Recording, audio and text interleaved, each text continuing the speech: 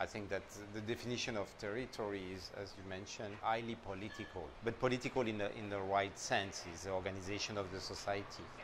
So basically, we do oppose in our project inland and the island. What you call the inland, or refer to as an inland, we will call it as a continent, as a kind of continental approach, which will be more kind of solid, anchored, established,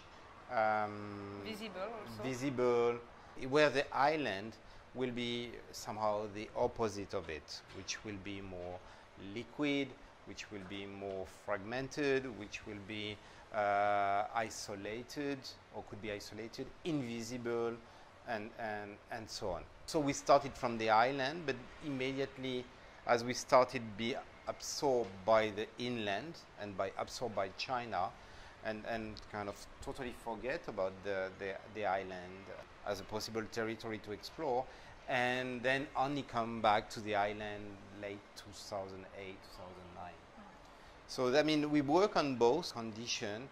The inland for us was mainly Hong Kong and China, or the relation between Hong Kong and China, which we call the extended territory, the possibility of moving beyond.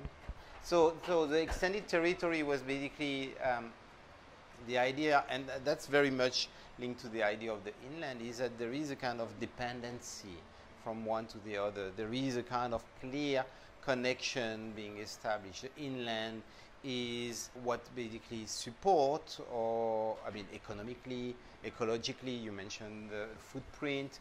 I mean, there is kind of close relationship, and those relationships are necessary, are kind of, I would say, vital almost, and has been for Hong Kong.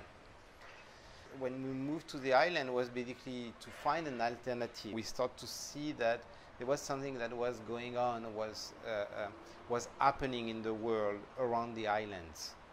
And if you remember, I mean, this period is a huge economical crisis, is a moment where France start to venture again into islands, is where China started to unfold nationalism and start to claim disputed island, and so on. So we thought that maybe the future of the world will not necessarily happen on the continental approach, but could happen on the island.